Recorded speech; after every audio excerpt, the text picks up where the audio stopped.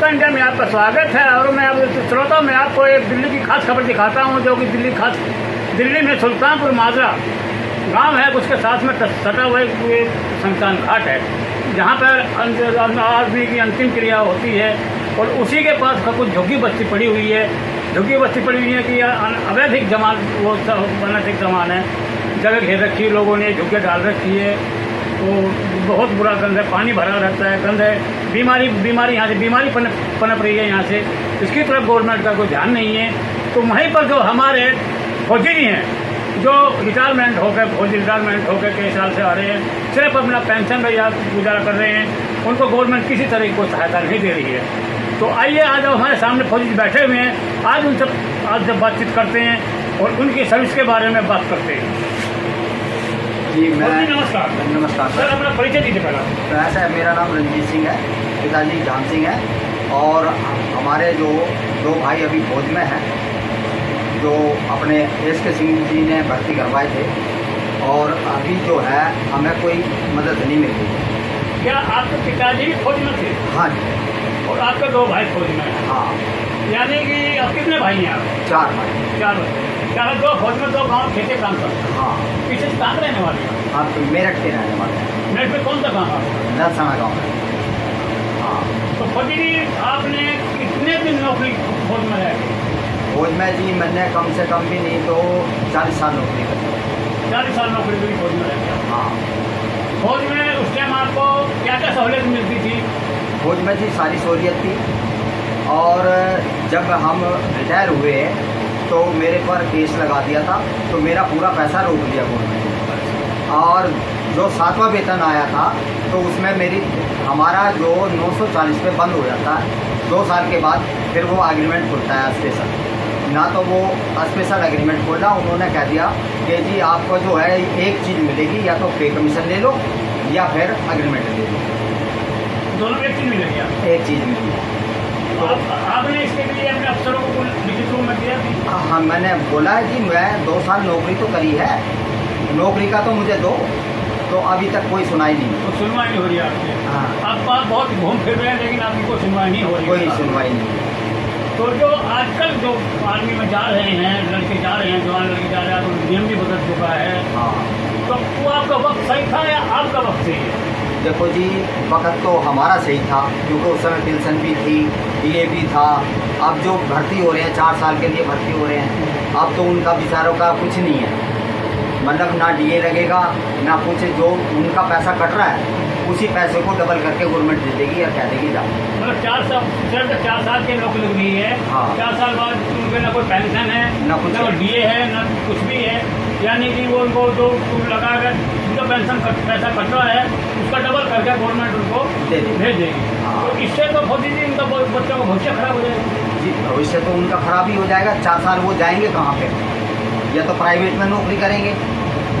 Private में जो हमारा जो एक होता है, जो आर्मी का जो सोल्जर बोर्ड को लिख देना चाहिए कि जी इनकी जो वैकेंसी पहले से ही तय कर दी जाए। इतने आदमी जो हमारे प्राइवेट में चले जाएं, इतने उसमें चले जाएं, इतने डीएसी में चले जाएं, इतने उसमें चले जाएं। फैक्ट्री में जो है उसमें चले जाएं। पुलिस में भी है हमारा 10% कोटा है पुलिस में। जैसे 10% कोटा हमारा डीएसी में है, तो जो हमारे कोटे हैं उनको जो निर्धारित कर देना चाहिए। अभी इसके बारे में तो कुछ सुनवाई हुई गवर्नमेंट में? नहीं, अभी कोई सुनवाई। तो ये आर्मी जो रिटायरमेंट होते हैं, आपका फौजी का तो हर एक डिपार्टमेंट में कोटा होता है। हाँ। सपोर्ट डिपार्टमेंट से सरकारी डिपार्टमेंट होता है। हाँ। तो ये वहाँ पर लग सकते हैं, नहीं लग सकते? देखो जी, लगना तो चाहिए इनको, और इनका कोटा भी होना चाहिए। ये तो हमारे जो डिफेंस मिनिस्टर जो बैठे हैं उनके हाथ में है, जो भी करेंगे वो ही कर सकते हैं। तो मतलब अभी कोई जो मतलब बच्चे पहले तो 35 साल तक नौकरी करते थे, 10-15 साल नौकरी थी आर्मी की। हाँ। अब रहेगी 4 साल की उम्र। हाँ। तो 4 साल भी कितने साल का बच्चा लगता है मिलिट्री में? ये 18 साल का लगेगा। 18 साल का लगेगा। हाँ। यानी जो जिनकी एज निकल चुकी है, हाँ। जो बच्चे तैयारी कर रहे थे आर्मी के लिए, हाँ। उनका भविष्य कैसे रहेगा? वो 23 साल तक का जो उन्होंने प्रावधान रखा है कि 18 से 23 साल। हाँ, 23 साल के बाद ख़त्म है। हाँ, 23 साल तक वो नौकरी कर सकते हैं, 23 के बाद नहीं लगेंगे। पहले कुछ बच्चे जो है वो अपनी पहले जो कई उसमें समय भी ज़्यादा था पहले आर्मी के लिए, हाँ। सब कुछ था, और इसमें जो है कुछ बच्चे तैयारी कर रहे थे, और जो ओवर एज हो चुके हैं तो उनका भविष्य कैसा रहेगा? देखो जी, उनका भविष्य तो खराब हो गया। अभी उनका जो भविष्य था अब वो खराब हो चुका है। अब चक्कर ये है, जो प्रधानमंत्री जी हमारे जो हैं इस टाइम, उन्होंने फौज के लिए बहुत कुछ करा है, अपने घर के लिए तो उन्होंने करा नहीं। जो मोदी जी से मेरा टाइम लग गया तो मैं एक लेटर लिखूँगा कि जी मोदी जी, जो मेरा जो बकाया है वो मुझे दिया है। बिल्कुल, इसमें आपका, क्योंकि वो तो एक हक है, आपका हक है, आपकी मेहनत का फल है, मेहनत दी हुई है उसमें आपकी। तो आपको वहाँ से अब फिलहाल क्या पेंशन मिल रही है, या और भी कुछ सहायता, कपड़े जूते कुछ सहायता दी जा रही है? कोई सहायता नहीं मिली। सिर्फ पेंशन दी जा रही है। कितनी पेंशन मिलती है आपको? मैं 23,000। 23,000 मिलती है। 23,000 में आप जो मेहनत गुजार करते हैं आप? 23 में गुजारा भी करते हैं, बिजली पे बिल भी है और भी है, अपना जो सेवा कर रहे हैं उसमें भी जो गवर्नमेंट ने कुछ लोन दिया था घर बनाने के लिए, कुछ वो काट लेते हैं, कुछ बस उसी पे गुजारा। तो आपके बच्चे कितने? बच्चे मेरे थे 3 लड़की 1 लड़का था। लड़का भी गुजर गया, बच्चे की शादी कर दी तो लड़की अपने अपने घर। लड़कियाँ अपने घर की हैं। लड़कियों के साथ दिल्ली में ही करी थी, तो हाल करिए? नहीं, दिल्ली में करी है। एक 2 मंगल बाजार में है और एक कुसुमपुर पहाड़ी है। मंगल बाजार कौन सा, सुल्तानपुर या सुल्तानपुर? सुल्तानपुर मंगल बाजार में सब्जी मार्केट लगती है शायद। हाँ। अच्छा, तो इसके बारे में आप जो बच्चों का भविष्य खराब हो रहा है, और आपकी फौजी जी यहाँ पर जो आप रह रहे हैं, काफ़ी दिन से रह रहे, कब से रह रही है जगह में? यहाँ पर मैं रह रहा हूँ जी 10 साल। 10 साल से। हाँ। रिटायरमेंट होने के रिटायरमेंट की समय हो गया आपको? हाँ, रिटायरी के टाइम ही में यहाँ। रिटायरमेंट के बाद से ही आप यहाँ आके रहने लगे? हाँ। गाँव में नहीं गई? नहीं जी, सरकारी मकान था वो मैंने छोड़ दिया। सरकार छोड़ दिया हो? हाँ। तो फौजी जी, जैसे आज 15 अगस्त स्वतंत्रता दिवस है, हाँ। स्वतंत्र दिवस में हमारे फौजी भाइयों के लिए उसका किस तरह उनको झेलनी पड़ती है, सब लोग अपने घरों में सोचते हैं, लेकिन फौजी डटे रहते हैं वहाँ से, तो इसके बारे में बताइए। ऐसा जी, हम जागेंगे तभी तो देश सोएगा। हम रात दिन वहाँ चौकीदारा कर रहे हैं और सब कुछ कर रहे हैं, और पीछे हमारा परिवार है वो जाग रहा है, सो रहा है, उसके बारे में हमारे जो देश के नेताजी हैं वो ही कर रहे हैं। तो आपकी फौजी की वहाँ कितने घंटे ड्यूटी होती है बॉर्डर पर? बॉर्डर पर जी 2 घंटे की ड्यूटी रहती है। 2 घंटे के बाद ड्यूटी चेंज हो जाती है, फिर उसकी ड्यूटी रोड के आती है। हर 2 घंटे बाद वो चेंज होती है? चेंज होती है। 24 घंटे में कितने घंटे ड्यूटी होती है?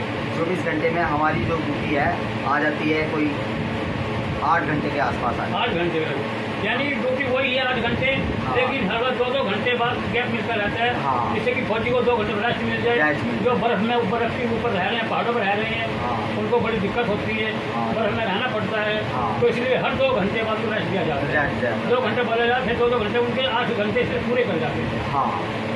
बहुत बढ़िया फौजी जी। हाँ। देखिए, आपने फौजी के बारे में बताया, सब कुछ बताया, और अपनी भी परेशानी के लिए बताई आपने कि मुझे कोई गवर्नमेंट से फंड या बोनस अभी जो मेरा बकाया था वो नहीं मिला। तो हम अपनी सोशल मीडिया के थ्रू गवर्नमेंट तक ये आवाज़ पहुँचाएँगे आपकी, जैसे भी आपको दिक्कत है। भाई हमारे जवान हैं फौजी का भी, इन्होंने भी आर्मी के अंदर बड़ी लड़ाई लड़ी है और देश की सेवा करी है। तो श्रोता, हमारे फौजी से बात हुई है, और हम देखो हर एक की ज़िंदगी में उतार चढ़ाव आता रहता है, यही हमारे फौजी जी की ज़िंदगी में आया है। तो फौजी जी, आज के फौजी जी ये हमारे देशवासियों के लिए क्या कहेंगे आप 15 अगस्त के बारे में? देखो जी, 15 अगस्त तो हमारा एक महान देश है, और यहाँ 15 अगस्त को हमारा देश आज़ाद भी हुआ था, इसलिए हमारे लिए बहुत ही 26 जनवरी और 15 अगस्त हमारा एक माना हुआ देश है, और हम इसी देश को चाहेंगे। बहुत बढ़िया, बहुत बढ़िया, बहुत बढ़िया। फौजी जब त्यौहार भी आ रहे हैं, रक्षाबंधन, हाँ। जन्माष्टमी आ रही है, हाँ। उनके बारे में देशवासियों का संदेश देंगे? देशवासियों को ये कहेंगे, प्यार से अपना त्यौहार मनाएं, प्यार के थ्रू रहें, विद्रोह ना हो, अफवाहों से दूर रहें, जो झूठी अफवाहें चल रही हैं उनसे दूर बचें, उन लोगों से दूर रहें जो देश में जो गलत कदम उठा रहे हैं, देश के विरोधी बात करते हैं। हाँ, उनसे बात बचें। हाँ, उनसे बचें। बहुत बढ़िया।